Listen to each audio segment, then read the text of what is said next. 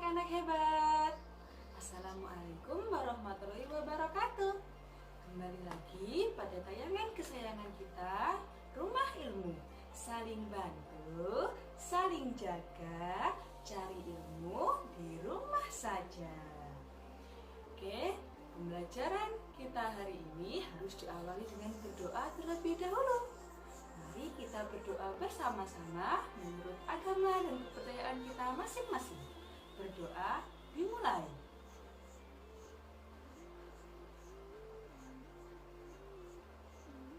Selesai.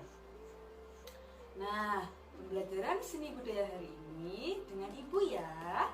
Perkenalkan, nama Ibu Nuri Mardiana Eka Putri Rudianingsih. Kalian cukup memanggil dengan Bu Putri. Ibu mengajar seni budaya di SMP Negeri 30 Surabaya. Sudah kenal kan ya? Oke, bagaimana kabarnya anak-anak hari ini? Bu Putri harap kalian sehat semua. Dan jangan lupa tetap mematuhi protokol kesehatan ya. Ingat 5M. Sudah pada tahu kan? Yang pertama, mencuci tangan menggunakan sabun dengan air mengalir selama 20 detik. Yang kedua, menggunakan masker ketika beraktivitas di luar rumah. Yang ketiga, menjaga jarak. Dan yang keempat, menjauhi kerumunan. Dan yang terakhir, kalian harus membatasi interaksi dengan orang lain. Paham? Baik.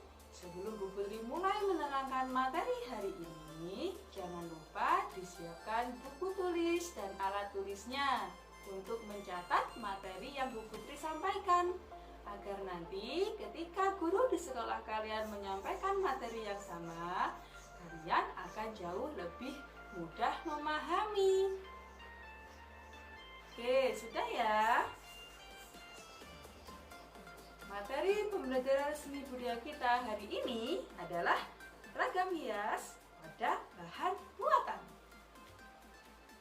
Pada pembelajaran kali ini ada tujuan pembelajaran yang harus kalian kuasai nantinya. Yang pertama, ada mengidentifikasi teknik penerapan ragam hias pada bahan buatan. Yang kedua, mendeskripsikan teknik-tekniknya. Dan yang ketiga, nanti kalian harus mengekspresikan diri kalian. Harus praktek dari teori yang sudah diberikan. Paham anak-anak? Kalau sudah paham, siap-siap ya mencatat di buku tulisnya. Tadi kan materi kita judulnya ragam hias pada bahan buatan. Jadi kalian harus memahami dulu apa itu ragam hias, apa itu bahan buatan, dan kemudian definisi keduanya. Saya rasa untuk ragam hias kalian sudah tidak asing dengan kata-kata ini. Ada yang tahu kira-kira ragam hias itu apa sih? Iya, pinter. Ragam hias itu ornamen, Bu. Iya, benar sekali. Jadi ragam hias itu bisa disebut juga ornamen, yaitu gambar motif yang dibuat secara berulang-ulang pada suatu bidang. Nah, ragam hias sendiri memiliki 4 macam motif. Yang pertama, apa anak-anak? Iya, pintar sekali. Ada ragam hias motif floral. Kalau namanya floral berarti berkaitan dengan pintar sekali, tumbuh-tumbuhan. Berarti motif-motifnya berkaitan dengan bentuk tumbuh-tumbuhan. Bisa daunnya, bisa batangnya, dan lain sebagainya. Yang kedua, ada motif fauna. Kalau fauna berarti berkaitan dengan, iya, pintar, binatang. Berarti motif ragam hiasnya menggunakan bentuk-bentuk dari binatang. Bentuk-bentuknya tentu sudah diindahkan dengan stilasi atau deformasi. Jadi tidak menggunakan bentuk asli. Yang ketiga, ada bentuk geometris. Geometris ini menggunakan unsur-unsur garis lurus dan garis lengkung. Jadi dipadu-padankan. Contohnya bisa kalian lihat, ada motif pada ukiran Toraja.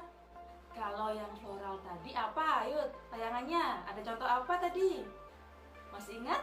Iya, ada contoh ukiran Jepara menggunakan motif daun. Kalau yang kedua tadi fauna, apa contohnya tadi? Pinter. Ada batik Sura dan Buaya dari Surabaya. Pintar sekali anak-anak hebat ini. Yang terakhir ada motif figuratif.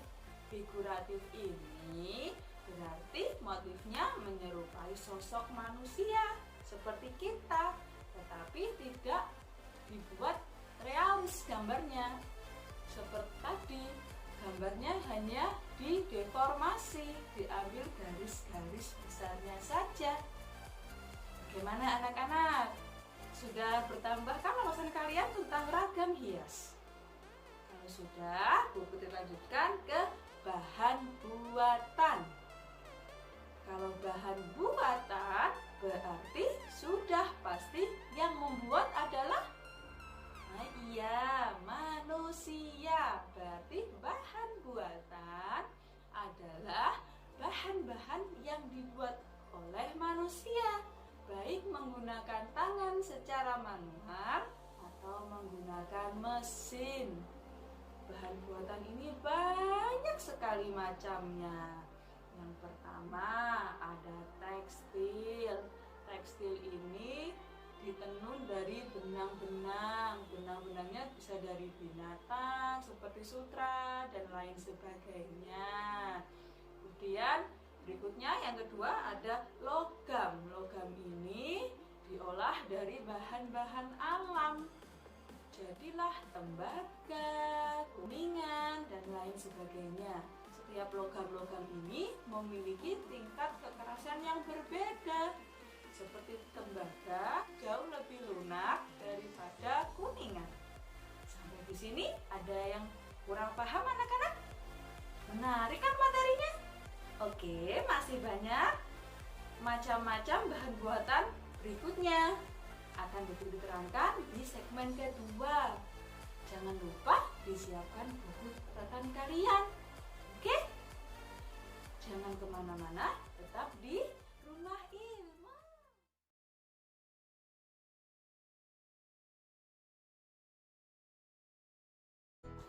Kembali lagi di Rumah Ilmu.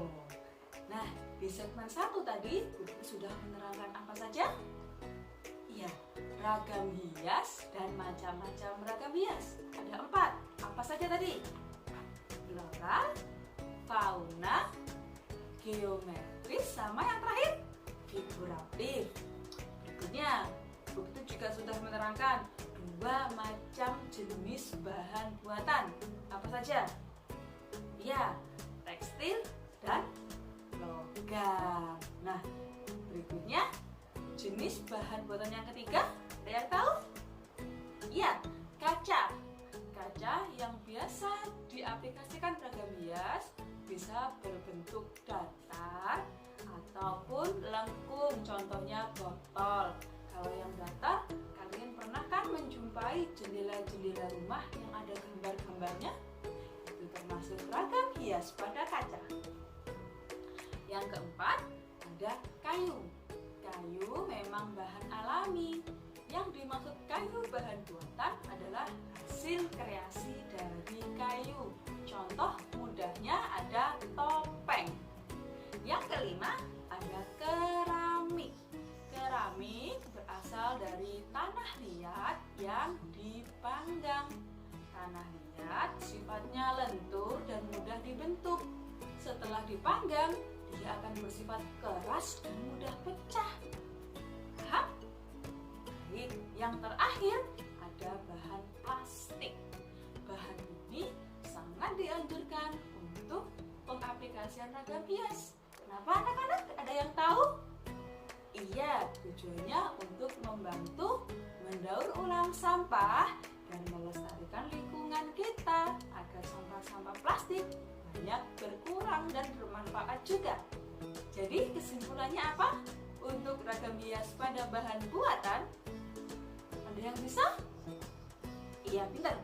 Ragam hias pada bahan buatan berarti motif yang diaplikasikan pada bahan buatan manusia.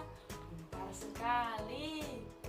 Kalau kalian sudah paham dasar-dasar dari materi ini, akan Bu Putri lanjutkan ke materi berikutnya. Jangan lupa tetap ditulis pada buku catatan kalian ya. Oke, Bu Putri akan membahas teknik-teknik pengaplikasian ragam hias pada bahan buatan. Yang pertama, ada teknik tenun. Teknik tenun ini hanya bisa diaplikasikan pada bahan tekstil. Dinamakan teknik tenun karena proses pembuatannya harus menggabungkan benang pakan dan benang lungsi. Apa itu, Bu Putri, benang pakan sama benang lungsi? Perhatikan gambarnya.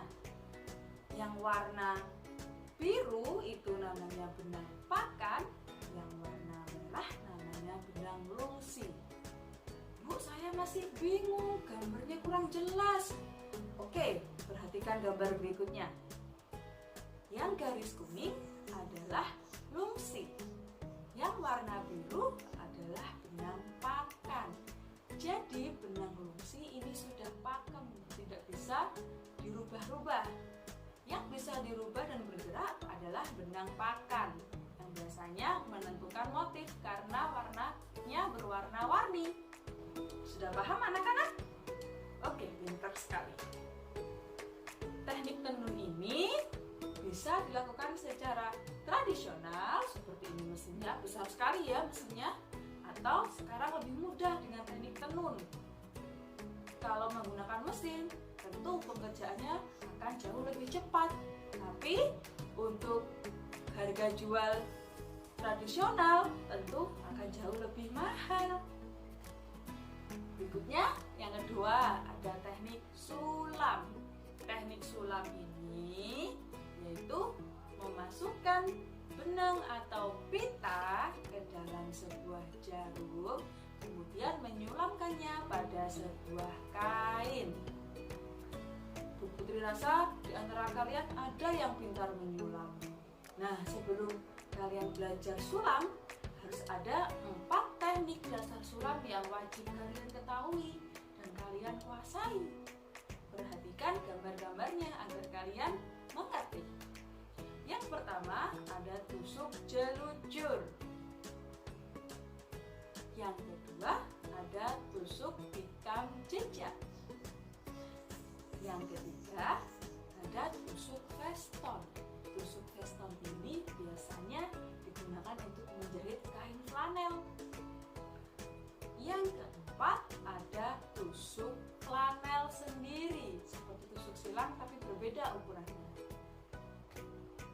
Sudah paham anak-anak? Sudah tertulis? Oke, Bu Putri lanjutkan ya. Yang ketiga ada teknik bordir. Teknik bordir ini sama dengan teknik sulam. Yang membedakan apa? Ada yang tahu? Iya, alatnya yang membedakan. Kalau sulam masih manual menggunakan jarum dan tangan kita.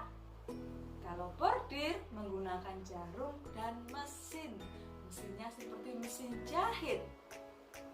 Paham anak-anak? Oke, yang keempat ada teknik cetak. Teknik cetak bisa kalian sebut dengan sablon. Jadi jangan bingung ketika guru kalian menerangkan antara teknik cetak dan sablon. Itu sama.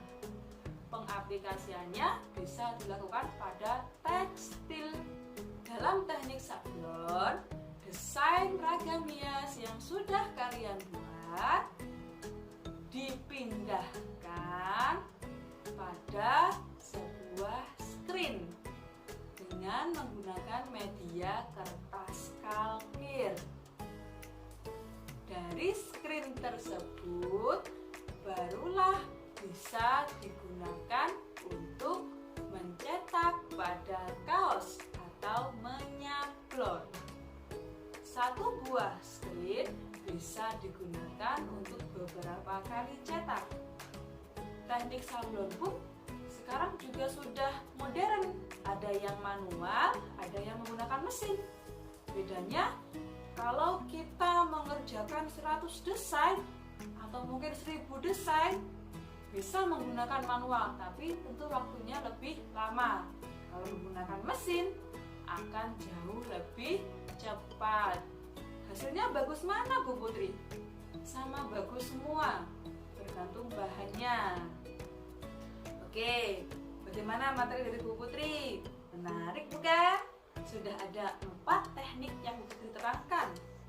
Jangan lupa disiapkan buku catatannya untuk segmen berikutnya. Jangan kemana-mana, tetap di Rumah Ilmu.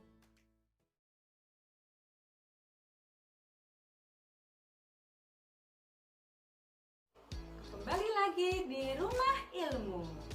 Nah, pada segmen 2, Bu Putri sudah menerangkan macam-macam teknik dalam membuat ragam hias. Apa saja tadi? Yang pertama apa? Ya, teknik tenun. Yang kedua, teknik sulam. Yang ketiga, teknik bordir. Yang keempat, teknik cetak atau sablon. Oke, Bu Putri akan lanjutkan ke teknik yang kelima. Ada yang tahu kira-kira?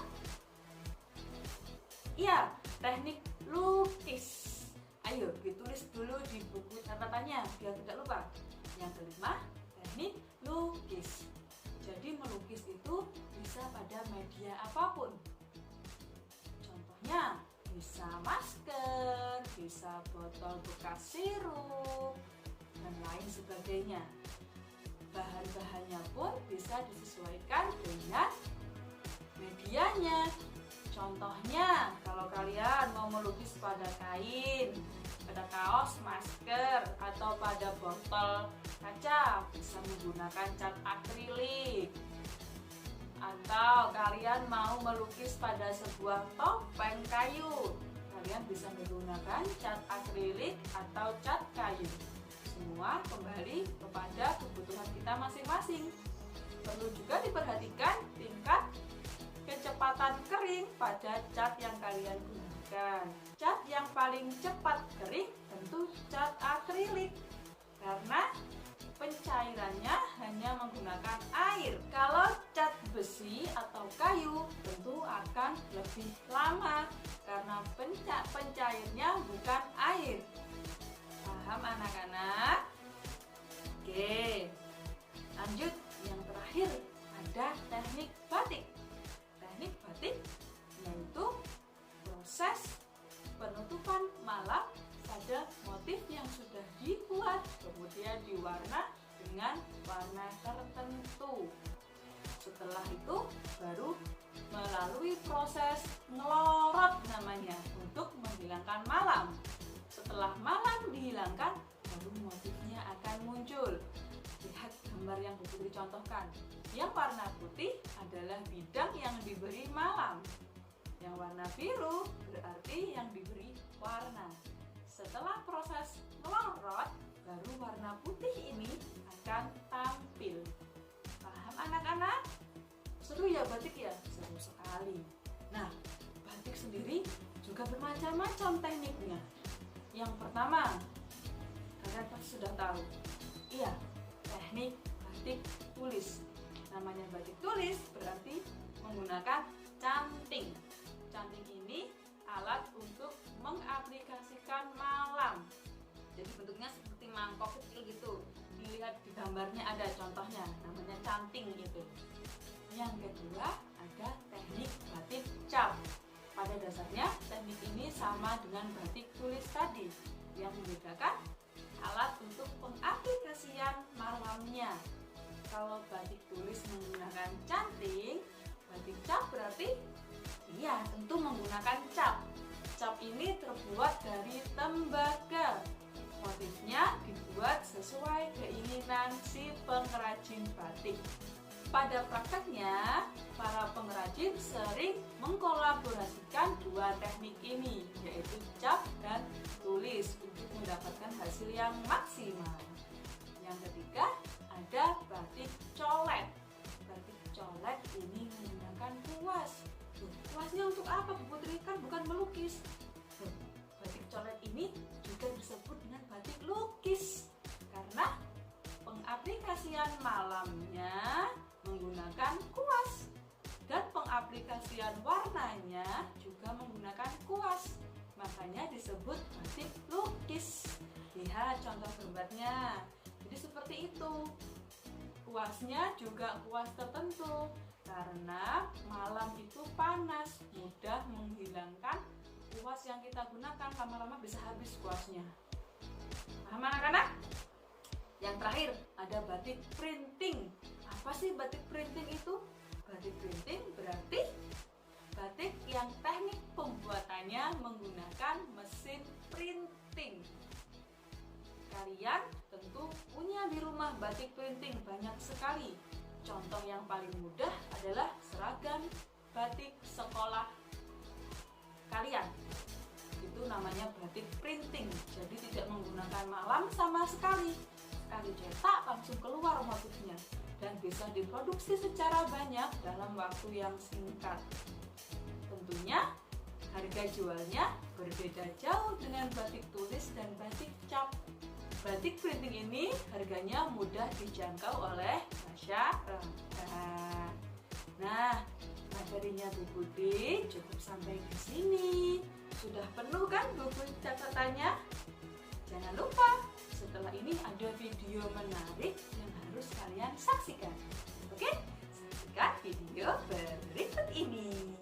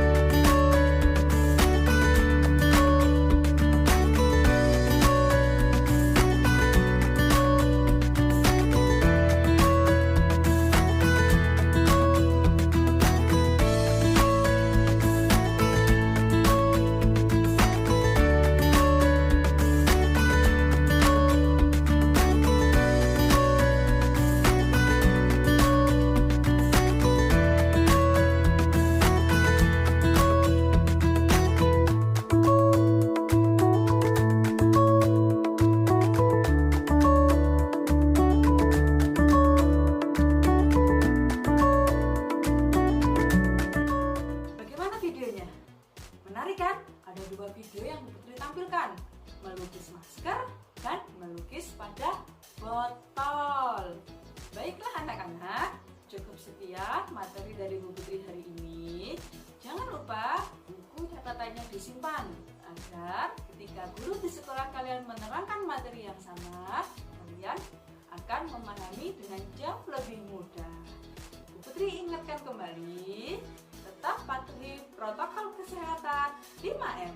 Terima kasih anak-anak. Sampai bertemu lagi. Assalamualaikum warahmatullahi wabarakatuh. Tetap di Rumah Ilmu. Saling bantu, saling jaga, cari